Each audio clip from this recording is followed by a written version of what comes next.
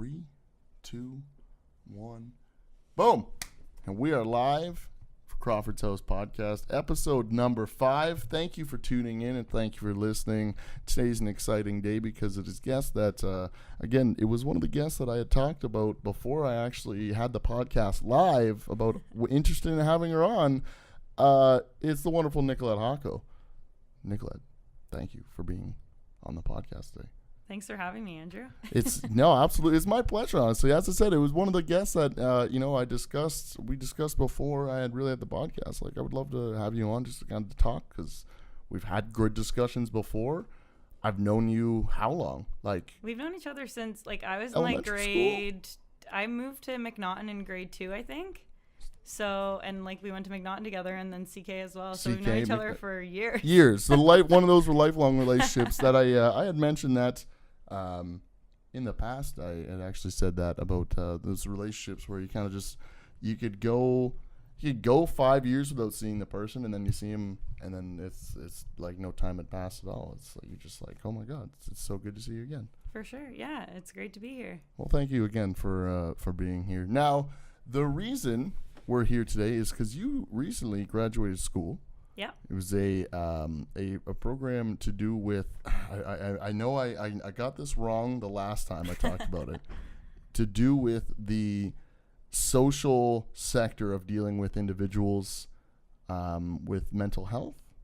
Yeah. So generally, my degree is an honors Bachelor of Social Work. And I am a registered social worker now.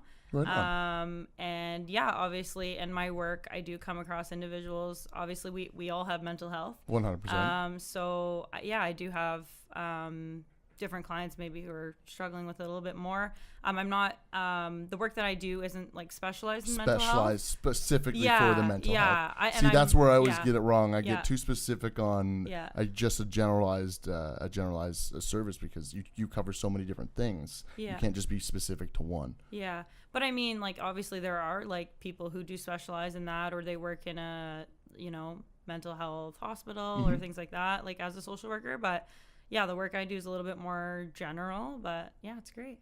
And that's we were gonna. I had written some notes down here about from the discussion that we had discussed about what we were going to talk about earlier. I feel like I'm freaking rambling here, but one of the things I remember writing down was mental health and just personal journeys, because as we had personally discussed earlier, schooling is not the easiest thing to get through. Especially when it's 4 years. You did 4-year program. I did. I got a what would normally be a 4-year program for a degree. I took 5 years to do it. So. Took the 5 years. So then we have to look at because even just individuals that have 1 to 2 years program, the amount of stress that can accumulate just on one program. I shouldn't even say one program. I should say one year. You were going through it for 5 years now. Did you extend the 4-year to the 5-year because of you wanting to just kind of have more time to work on the things and have a better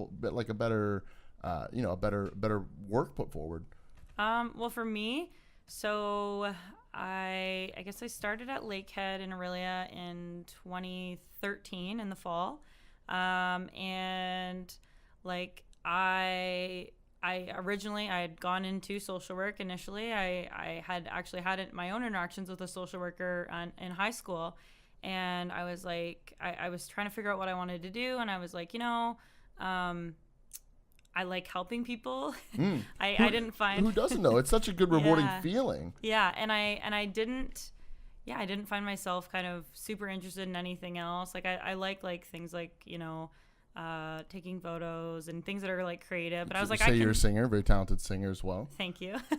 But yeah, I like doing those kind of things on the side, but I was no, I want to do something a little bit more different for what I go to school for. So I ended up going into social work, and for this program and for a lot of programs, actually social work programs, you have to reapply at some point.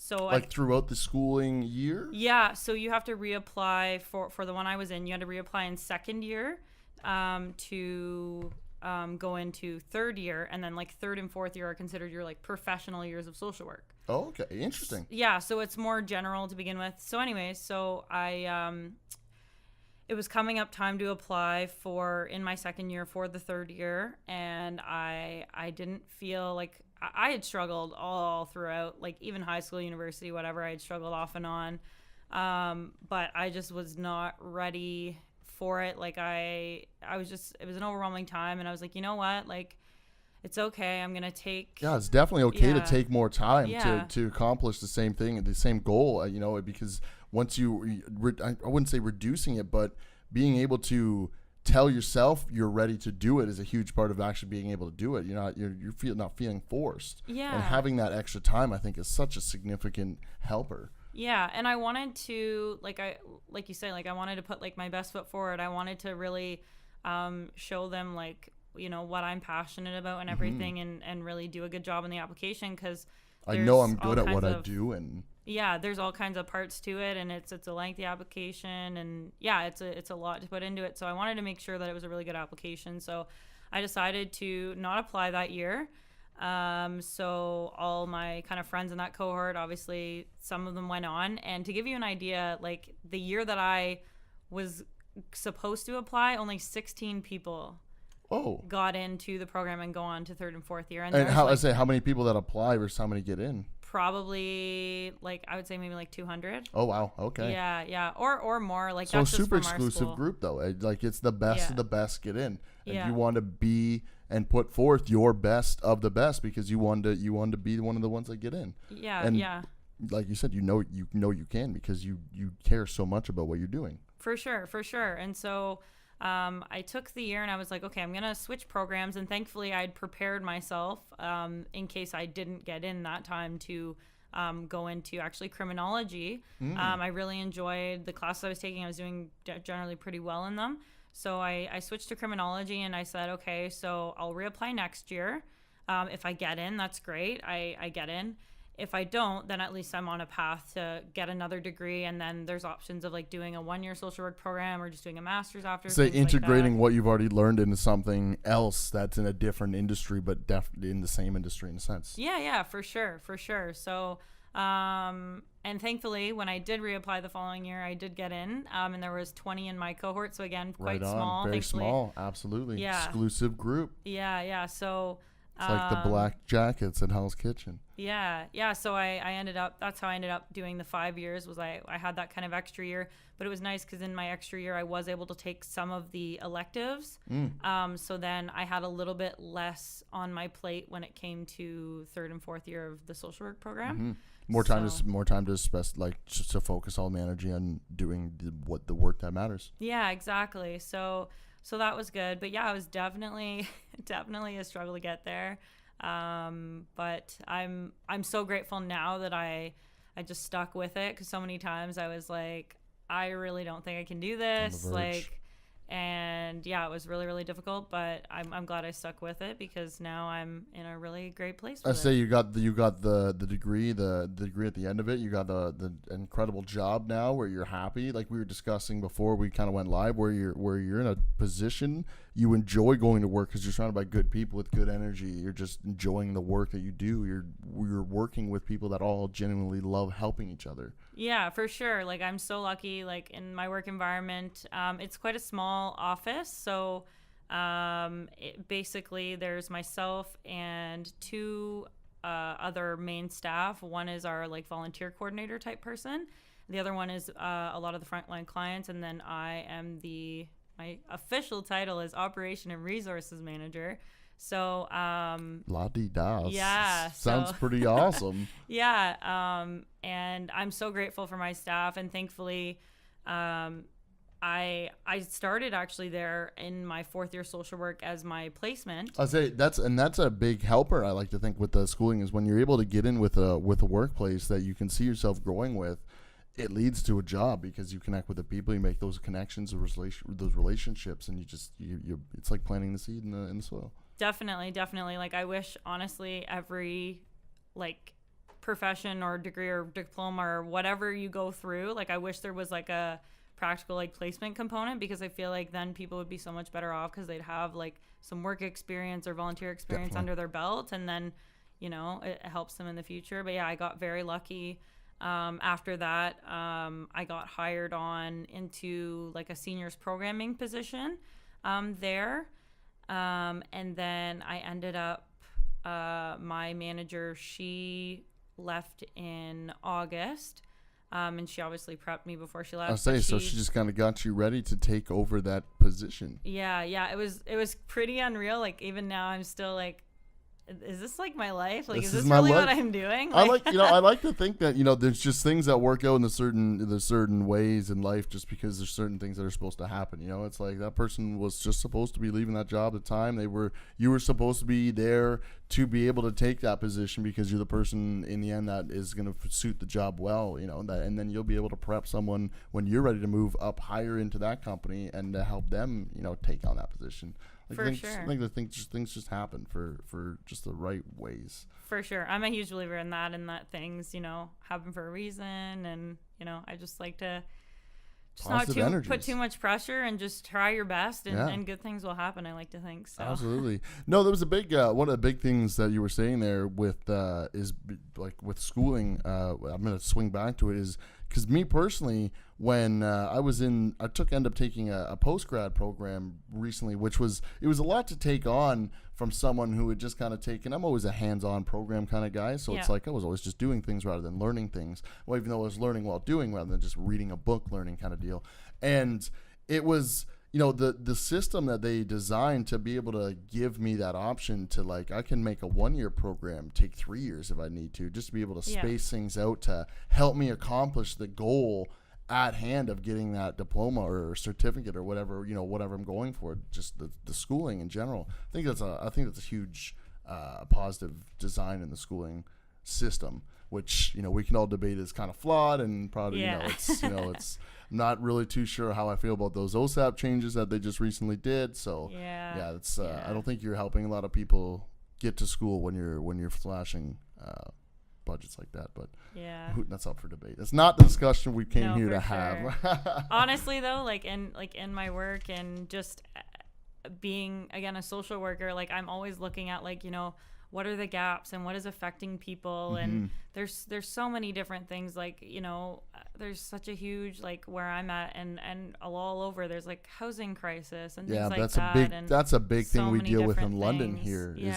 there now. I will say there is a gentleman who I had the pleasure of working with at Rogers TV, Sean Lewis, and he recently just actually, sorry, I'm actually trying to get my mic. There we go. He actually just was elected to city council this year. So he was someone who always like preached about trying to do the positive things for the community, like build community housing, bring a big thing that actually I'm pretty sure he just got recently done was bring Wi-Fi to public arenas and such, because it's crazy that public arenas wouldn't have Wi-Fi if there's such a public resource to the community to come and use and support, and have hockey games and tournaments and everything. Like, you're going to need, everyone needs to be connected in a sense, and having that the Wi-Fi is huge. And he was a huge positive person to see come into a position of power. And it's one of those things where we look at, I guess if we were to go into, I've kind of lost my mind of where we were going with this one, but if we were looking to, the upper levels, things are not that sense. And as you said, like community housing and the social assistance programs that are out there, just they're nowhere near enough to help to help anyone really. And it's such a crisis, but it's a crisis that it's not being talked about enough, so to speak. Yeah, for sure. So I'm lucky too in my job. It's funny too, I'm like so fresh out of being a student, but I also actually have students that are I get to mentor and be their supervisor and help them in their placement experience too. So I have a couple of social work students and a social service worker student. And like it's so cool to being able to have those discussions with them and them be the next kind of group to come out and graduate and work on those things too, right? So it's really great. Yeah, no, that would actually be really refreshing to be able to speak to like you know, I would say the next generation, but it's like they Yeah. are the next generation. They're the generation after, you know, because you were just recently hired like a year ago. Yeah. So it's like now we're mentoring people a year and a bit into our placement. Yeah. They're like the new generation, but the difference in what we knew and we're going through at our time versus what they know and going through at their time, that's significant time difference can mean a lot of change. For so that sure. discussion would be a huge good aspect there. Yeah. Things are always changing, and yeah, there's a lot to keep up with for sure. And I like to think that's a big. I have another couple notes here that were written down about like the one size fits all approach that kind of plays into how the I would say the social services that are set up kind of are played out now, where it's like if you need assistance, we can offer you assistance, but we can't really can't specify what assistance we're going to give you. It's just kind of this is what we can help you with, and everyone just kind of gets the same plate at the end of the day. For sure. Yeah, and I think like that one size fits all approach, I've seen that in my work in so many different ways, like obviously what you're talking about, and then like even in ways like people like me, the way even the mental health like services are being provided, like certain ways of going about that, whether it's certain types of counseling or things like that, like they're being used kind of across the board for a lot of people, and some ways aren't as good for others, right? Like there's different ways that everybody is kind of like receptive to, and it's really hard. And yeah, even like in my experience, like going through prior to being where I'm at now, like going through the mental health system, like it was challenging because I was like, like what's offered out there isn't necessarily what's like what I need. Like it could always, and of course it could always be better For sure. And obviously, we're always trying to work towards making it better with input from the individuals who end up using the services. Exactly. But for sure. But yeah, no, it's definitely something to like be mindful of that. Yeah. Like even, and I try to remind myself all the time, like when I'm working with clients, like, every single person, it's so individual. Like I can have two different people come in that are looking for housing to my office, or two different people that are looking for maybe caregiver services for their elderly parent or something. Yep. Yeah, and that kind of thing. But there's so many different little things that are happening for each of those individuals or families or what have you, and it's so important that it's looked at as an individual thing as well, and that you really try to find out the details, and that's something that I really try to do when I'm assessing a situation and trying to refer folks to the right services. You got to get them to the right places to get the right assistance that can be offered to help them. Yeah, for sure. Yeah, that's semi relatable to kind of what I've kind of experienced in the brain injury world, where like me and Dylan had said in the last podcast, you can have 5 different people hit their head the same way in the same spot 5 different times, but each person is going to have a different brain injury, and they're all going to have different post lives that they have to live. And I think it's a big deal when you're dealing with individuals that live post brain injury, is that you're offering, you're catering to their needs at that point, because not everyone needs let's say a chairlift. But some people need that chairlift, and they need to have that money to get that access. But just because someone doesn't need a chairlift doesn't necessarily mean they're not going to need shoe lifts. Like I'm going to need 1.5-inch shoe lifts for the rest of my life. That's like a $700 increase to any kind of pair of shoe I get, right? So it's like those are the things where each cupcake is a totally different flavor, and it's like, and it's crazy because you would think there's only so many flavors, but there's not. There's an infinite amount of flavors, and it's a totally different world that we should be focusing a little more attention to. Definitely, and I think anyone providing, any kind of social service or that sort of thing, or even other things, like the more you can really, kind of assess the situation or the person's situation, and and be mindful of the fact that, like, the less we use this one size fits all approach, I think everyone's just a little bit more better off, and yeah, so kind of everyone lives a better post result, which Yeah. ends up becoming a better life after that. For sure, definitely. Yeah, and I guess that's another big one where I was gonna relate to something that I had also recently talked about with somebody else, but I can't totally draw the exact sense of knowledge to get that conversation going. So I'm just gonna casually move on, because I actually only have a few different topics here to talk about. We've moved so quickly. It seems okay. It's so fast. It's so fast here. But like you said, the personal options is what we kind of went in there. One of the other jot notes I had from there would be funding. As someone who works in the industry, are you able to kind of disclose, like, not even disclose, I should say, because that makes it sound totally personal, company related, but from like a provincial to national funding sense, is funding being provided in the right areas for these kind of organizations? Or that's funny that you said funding, because I was literally just thinking that in my head. I was like, yeah, like funding is a huge part of what allows us to, do the service delivery on the front line. And when I'm talking about it in like social work terms, it would be like the macro level is like those funding pieces, policy, things like that. And then the micro is more of the actually providing the services. So, it's challenging, because if funding isn't enough, then you're not going to be able to do the frontline service delivery that you want to do. And I think, I'm only one person, and I can't speak for everyone and say, if we need more funding in this or we need more funding in that. But I can say that, a lot of the funding that is going into different areas, it is not enough. And even speaking just in the part of, the work that I'm doing, the not-for-profit sector, funding is always a challenge. Like we're, year to year, we're just trying to figure out, okay, what are we budgeting?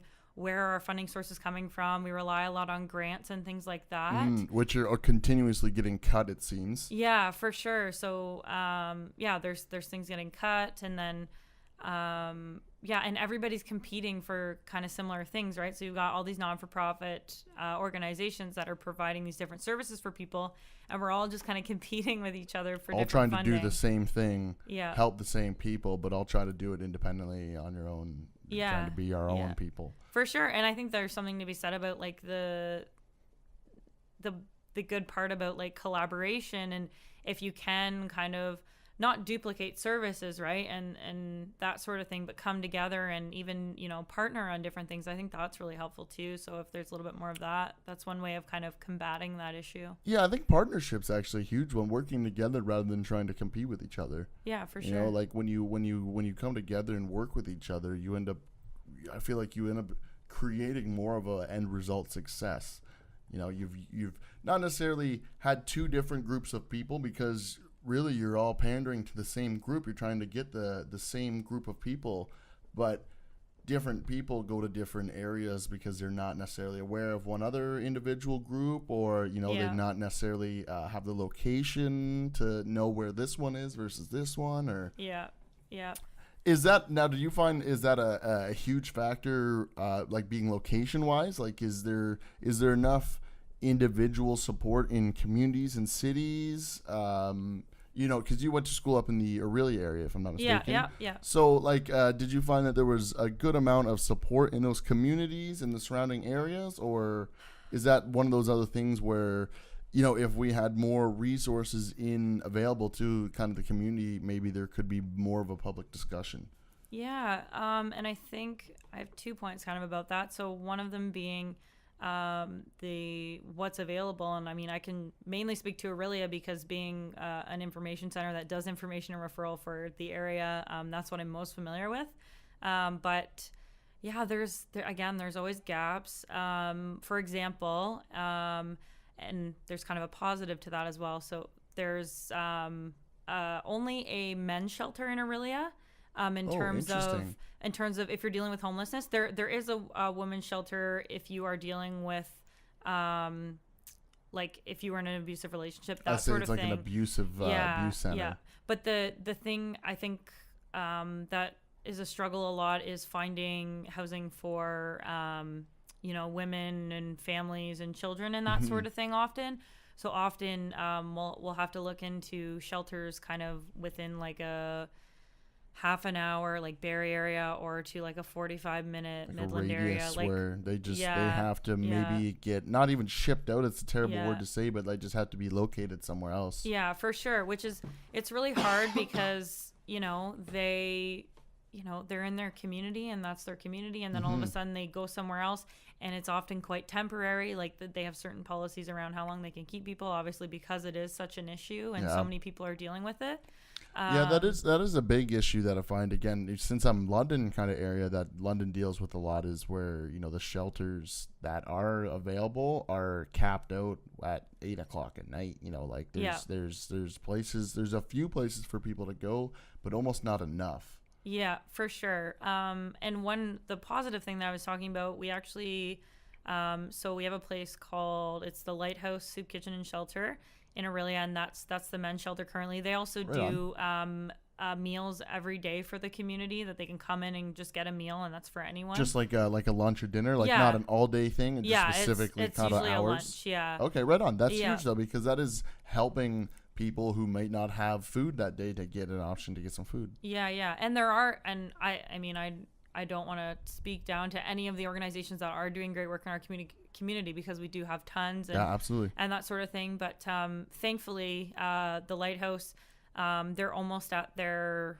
funding requirement that they need for it's their initiative called Building Hope, and it's actually going to be a new building, so it's going to be much larger. There's going to be these supportive housing units, so there's going to be the main hub and then another area for them to actually have a little bit longer term housing for folks. Oh, right on. So there are those initiatives out there that are happening, and we are a small town, but it's really good to see that those things are kind of moving forward. Yeah, they're being done. It's a discussion that's being had. That's the point that matters, is that there's things being done towards it, and there's some work being done there. And like you said, to building a new community that can offer those longer term housing, I think is a bigger option that maybe more communities should look into. I'm not sure that people realize you can't just kind of put somebody in a home for 2 months, 3 months, and then just be like, now you guys have to move on and find something else to do. For sure. And I think even like having more of a holistic approach, like there's actually somewhere, I know it's in London, I can't remember what it's called, and I feel so bad, but they actually in the mind. they presented actually in Aurelia. We had a youth homelessness forum, and they presented, and they've done an initiative where not only are they providing supportive housing, but they've created this whole social enterprise model where the clients are also getting employment from it, and then they're getting more supports in other areas. So it's a more holistic approach of like, okay, we're not just gonna say, okay, here's some housing for a little bit. It's actually like, okay, this is gonna help you more in the long term get to where you need to be, right? So it's nice for those folks who can utilize those as well. I think that's a great system. It'd be like if I were to build like let's say like a little like a duplex or like a 4-story apartment or something that had maybe 60 units or something, where at that point, if you want to live in the building, you can pay reduced rent and reduced service charges. But at that point, I also want to teach you how to do service in the building. I would like to teach you how to do, some electrical work, or if anybody wanted to learn how to do plumbing, things like that. I want you to learn while we work on this building together. At that point, you end up learning skills that can then get you a job in the world too, that are very much of desire, that can pay you a good salary and get you off your feet and into a home. For sure. And like those are like the stepping stones, right? And I think that's really important, and it's so cool to see initiatives like that happening. And obviously London is one of the more, I guess, in comparison to a larger city, but London, it's unfortunate actually to see how large London's growing. It's a shame. It's a shame. It's growing. The infrastructure, it's the biggest thing. The city continues to grow, but the infrastructure has stayed the same for the past 10 years. It's like all this traffic influx, where's it all going to go? It's all going on the same road. Yeah. Every day there's a gut on like a road, 2 roads split off. Every single day, Monday to Friday, there's a 40-minute accident red block traffic Oh, every geez. day. It's oh my Yeah. god. But what do you do, right? It's like you said, growing city. Do you have anything else that you really want to talk to the people about? You know, I only had a few topics written down. You know, we covered a lot in such a short time. Yeah. But I feel, you know, I always like to give the guests an opportunity to kind of bring anything up they want to talk about, anything they want to discuss, with, you know, get opinions on from people. I like there's a lot of people listening. I thank every single one of them, and I'd like to think they want to, if they ever want to ask questions or anything of that sort. So I would love to just give you the mic, you know. Yeah. Trying to think. Like, I don't know. Like, you talked about mental health, obviously, and that's something that, although I'm not doing direct work in myself, like, I'm super passionate about. Like I said, like, I struggled a lot, and I think for anyone listening, I think, you know, I don't know. I just I'm sure there's someone out there who may be struggling with that, and I say we're mean like depression and things Yeah. of that sense, Yeah, right? yeah, Like yeah, it's just yeah, the things that sometimes you just feel down on your luck. yeah, I don't know. And like, for me, I think I just, like, it's important to get out the message that, like, you know, and it's one thing to be like, you know, it's gonna be okay, and, you know, there are these resources, and, like, you know, I'm someone who was totally frustrated with what was out there for me, like I said. And it's okay to be frustrated, it's okay to be struggling, but the biggest thing is reaching out and Say voicing that frustration and Yeah. trying to make a change Yeah. to those future people that could end up needing those assistance. yeah, for sure, because yeah, so many people, even, and again, myself, friends that I've spoken to, clients I've dealt with, like, just not feeling like you have that voice to voice those things, and going through that on your own. Like, I know it's really difficult. So yeah, like, I think the biggest thing for me, like, when I'm just telling my own story, is I had no idea that, like, I would be where I'm at now. Like, if I look at, I guess it would have been 8 years ago. or even 2 years ago. Oh wow. Like, I was in school. I was extremely suicidal. I was hospitalized, and, like, a lot of people don't know this, but I think it's important for me to share that part too, because a lot of people see, like, oh, like, you know, she went to school, she's got a good job now, like, she got super lucky and stuff. And But it's not that, because you end up working towards what you end up achieving, what you wanted. Then you know you end up like, this is what I want to do, and this is, you got to get through it. Yeah, and it like I said, it was extremely difficult, and thankfully I had, like, a lot of Friends and family, people, around me that were there, and not everyone has that, which is really hard. But yeah, that's a big message that I always want to get across when I do talk about, you know, where I'm at now. Like, this is not where I was 2 years ago, and struggled for a long time before that. And hey, I still struggle now, off and on. Like, I take medication every day to just be kind of stable and whatever, but I still have really rough days sometimes. And we all have rough days, and it's that's all just about remaining positive and just trying to think about, you know, I like to always think about tomorrow, because, you know, the yesterday is just the past. So yeah, and, you know, that's such a good thing to say too, because I think that's one of the biggest things too, and is, you know, in a moment you can be, whether you're having a panic attack or you're just having a really down day or whatever it is, if you can just, you know, feel out that moment and, like, allow yourself to feel those feelings, because we do often say, like, you know, it's like this think positive, and you get frustrated with yourself because, like, you're like, I can't think positive right now, but I'm trying. Allowing yourself to feel that, but then say, okay, how am I going to get to tomorrow? What does that look like? What am I going to do? Even if it's one thing that you do that's, like, you can pat yourself on the back for, like, even if it's a shower, if it's that's all it whatever. takes. It just takes one thing sometimes, you know? Like, if you can do that one thing for yourself and just build upon that, right? Like, it's I don't know. But yeah, that's just one of my big messages that I like to get across when I do talk about, you know, where I was, and, you know, where I'm at now. Where you're at now, and it is such a journey. Yeah. So I think it's important to know that, like, there is such a possibility if you just keep trying, don't give up, hang in there, and keep fighting. Every battle's winnable. For sure. Yeah. Well, Nicolette, thank you so much for coming on. For sure. It was again a very very good conversation we had today. I like I said at the beginning, we were gonna dabble on mental health. We didn't dabble on mental health, and look where we ended up on mental health. It's it's such a very real topic that everyone should be talking about. I feel like it's just kind of it's getting attention, but maybe not all attention it should be getting. I don't know. For sure. It's one opinion. It's one guy's opinion. Definitely. My opinion. Anything you'd like to say before we go? Yeah, everyone should keep listening to Andrew's podcast because it's really great. I listen to it every episode. I think no it's shameless awesome. self-promotion. Come on. He didn't ask me to say this.